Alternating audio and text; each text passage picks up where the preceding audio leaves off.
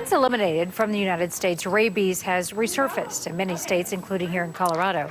The CDC blames puppy trafficking for the spread of this deadly virus. Well, last night, CBS4's Sean Boyd went undercover to show us how some Colorado pet rescues are importing tens of thousands of dogs every year, some with deadly diseases. Well, tonight, Sean looks at just how big this puppy importing business has become. A lot of Coloradans buy their dogs at the rescues. Yeah, you know, I am told 70% of all dogs sold in Colorado come from rescues and shelters. Last year alone, those rescues and shelters imported nearly 37,000 dogs, most of them puppies, that sell for $500 on average. While Colorado is one of the few states to license rescues, making sure kennels are sanitized and treatment records up to date, dog imports are largely unregulated. And as you're about to see, some rescues have become multi-million-dollar puppy retailers that appear more concerned about selling than saving dogs. By the time animal control officers raided New Hope Rescue in Colorado Springs this year, it was too late. They found dogs in the advanced stages of distemper in an outdoor shed. 5 would be euthanized, including Billy. He tested positive shortly after Shelby Elliott brought him home. They told me that he had been checked by a veterinarian and that he was perfectly healthy. Investigators say the rescue's owner, Joanne Roof, who had no comment, imported dogs from a New Mexico shelter where she knew there was a distemper outbreak. You're not rescuing these dogs, you're abusing them and neglecting them. We are starting to see some more serious stuff. Nick Fisher, in charge of regulating pet care facilities in Colorado, says more dog imports have meant more disease outbreaks. In one case, a rescue exposed 25 people to rabies.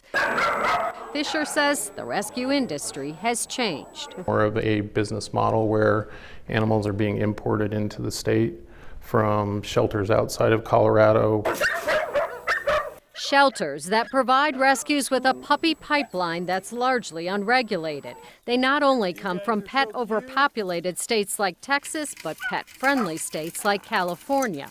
Elizabeth Colson with National Canine Advocacy Group says rescues benefit from what she calls the halo effect. They are pet stores without the stigma. And she has tax filings that she says back it up. A forensic accountant. I took this gigantic spreadsheet. She analyzed the tax returns of Colorado's 15 largest rescue organizations and found between 2017 and 2019, the nonprofits reported more than $24 million in revenue. Nearly a third of it, she says, went to salaries and benefits, almost double what they spent on vet services. One even reported buying dogs. But what most surprised you looking at the data? I was most surprised by the volumes. Colson says the 15 rescues took in nearly 70,000 dogs in 3 years. 80% of them imported, 70% of them puppies. Some sold right off transport vans, others at adoption events like this,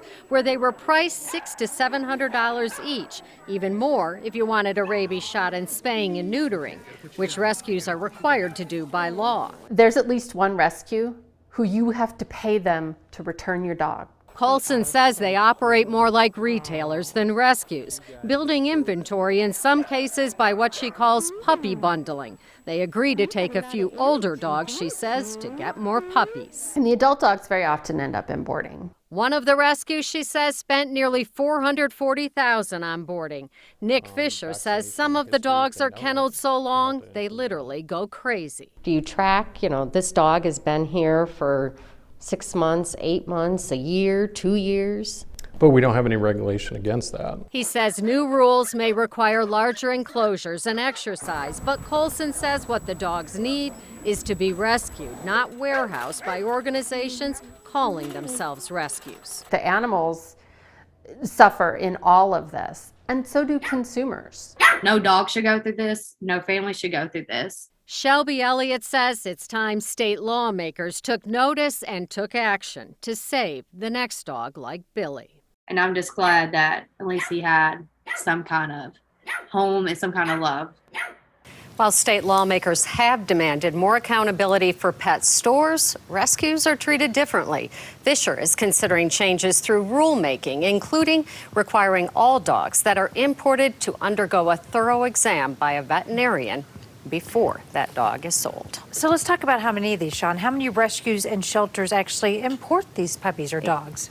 About half of them do, according to state records, but we're talking only a couple dozen of them that bring in these puppies by the hundreds or in some cases by the thousands. You know, as I mentioned last night, state laws just haven't kept up with this industry. We have 8 people to police 2,300 pet care facilities in Colorado. And Fisher says while most rescues in this state really do good work, with any business of this size, you're bound to have some bad actors. And as he said yesterday, it's a buyer beware. Yeah, absolutely. And with so few regulators, people who are out there actually trying to make sure that the laws are, you know, they probably roll the dice and say, we're not going to get caught anyway. Right. You know, too bad. Thanks.